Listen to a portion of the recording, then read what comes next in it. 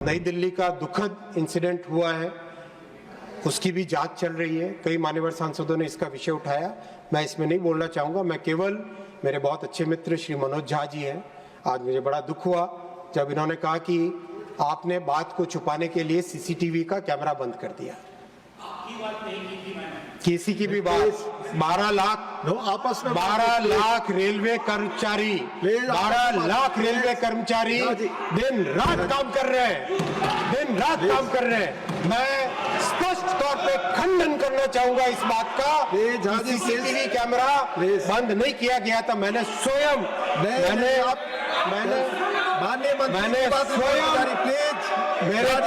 मेरे पास CCTV camera की footage खुद के पास है, मैंने स्वयं देखी है। कोई बात नहीं है। किसी भी बात में माननीय सभापति महोदय, सिर्फ माननीय सभापति महोदय रिकॉर्ड पे जा रही है। हर जान, हर व्यक्ति, हर प्राण एक बहुत ही दुखद बात होती है। अगर एक्सीडेंट हो, हर एक्सीडेंट एक दुखद घटना होती है। सिर्फ माननीय मंत्री जी की बात रिकॉर्ड पे उसमें हमें कहीं पर राजनीति करने की जरूरत नहीं है, कहीं पर उस समय राजनीति करने की जरूरत नहीं है, बल्कि उसके बजाय हमें क्या हम उससे स्टेप ले सकते हैं वो ध्यान रखने की जरूरत है। और नो कमेंट प्लीज। माननीय मंत्री जी आपकी बात है सभापति महोदय, इस दुर्घटना के बाद में ये फैसला लिया गया है कि 60 स्टेशन पे कंप्लीट एक्सेस कंट्रोल किया जाएगा। 60 स्टेशंस में परमानेंट होल्डिंग एरिया बनाए जाएंगे, जिससे कि ज्यादा सर्ज आए तो सर्ज को उसी एरिया में रखा जा सके।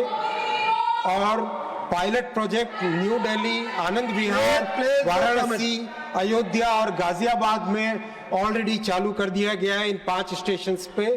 और माननीय सभापति महोदय, जो पिछले साल छठ में और इस साल कुंभ में जिस तरह की फैसिलिटी होल्डिंग एरिया की गई, अब वो 60 स्टेशन में परमानेंटली लगाया जाएगा। 100% एक्सेस कंट्रोल करने का इन 60 स्टेशनों में निर्णय लिया गया है। केवल जिन पैसेंजर्स के पास कंफर्म टिकट है वही स्टेशन पे प्लेटफॉर्म पे जा पाएंगे, ताकि प्लेटफॉर्म पे किसी तरह की कोई भीड़ भाड़ नहीं आए। 12 मीटर का यानी 40 फुट का चौड़ा FOB वो बनाने का निर्णय लिया गया है। इस बार महाकुंभ में जब ये 12 मीटर के FOB लगाए गए थे, उसका बहुत अच्छा रिजल्ट आया, क्योंकि 12 मीटर यानी 40 फुट अपने आप में एक सब्सटैंशियल डिस्टेंस होती है, तो उसमें भीड़ भाड़ होने की कोई संभावना नहीं होती है। हर जगह कैमरास लगाए जाएंगे। महाकुंभ में वॉर रूम में कैमरा का बहुत अच्छा उपयोग हुआ था, और इन सभी के सभी बड़े स्टेशंस पे वॉर रूम बनाए जाएंगे। कम्युनिकेशन के डिवाइसेस टोटली नए जनरेशन के लेटेस्ट डिजिटल कम्युनिकेशन के डिवाइसेस लगाए जाएंगे। और जितने रेलवे के स्टाफ या सर्विस पर्सन्स हैं उन सबको नए डिज़ाइन का ID कार्ड दिया जाएगा। स्टाफ के लिए एक नई यूनिफॉर्म बनाई जाएगी, जिससे कि किसी भी क्राइसिस के सिचुएशन में लोगों को पता चल सके कि ये व्यक्ति रेलवे का अधिकारी है या स्टाफ है, तो आराम से उसके साथ संवाद हो सके। ये सारे के सारे डिटेल एनालिसिस किया गया है न्यू दिल्ली स्टेशन के इस इंसिडेंट का, और उससे जो सीखने को मिला, बहुत दुखद घटना हुई, हम सब उसके लिए दुखी हैं, लेकिन उसमें भविष्य में ऐसा न हो वो करना भी हमारी जिम्मेदारी है। इसी प्रयास से फिर ये भी एक निर्णय लिया गया, जो कि बहुत कठोर निर्णय होगा, और मुझे मैं आपके माध्यम से पूरे सभी मान्यवर सांसदों का सहयोग भी मांगूंगा कि टिकट्स इन सब स्टेशंस, भीड़ भाड़ वाले स्टेशंस पे उतनी ही दिए जाएंगे जितनी की सीटें ट्रेन के अंदर है, ताकि भीड़ वाला वो मुद्दा ना हो।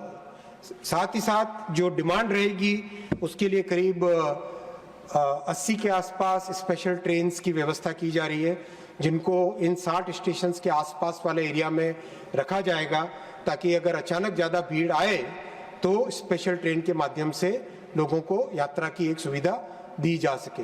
माननीय सभापति महोदय, महाकुंभ के समय 13,000 गाड़ियों का प्लान था एक्स्ट्रा चलाने का, और एक्चुअल में 17,000 गाड़ियाँ चलाई एक्स्ट्रा, 17,330 गाड़ियाँ एक्स्ट्रा चलाई। और दिन रात टीम ने काम किया। माननीय प्रधानमंत्री जी लगातार फॉलोअप करते थे, उत्तर प्रदेश के मुख्यमंत्री जी के साथ लगातार संवाद होता था, माननीय गृह मंत्री जी लगातार मॉनिटर करते थे। मैं सबको धन्यवाद देना चाहूँगा, और जो रेलवे के कर्मचारी दिन रात लगे रहे, बहुत सारे ऐसे कर्मचारी हैं जिन्होंने 24 घंटे में एक बार खाना खाया होगा या हल्का सा कुछ नाश्ता किया होगा, उसके बिना वो काम करते रहे।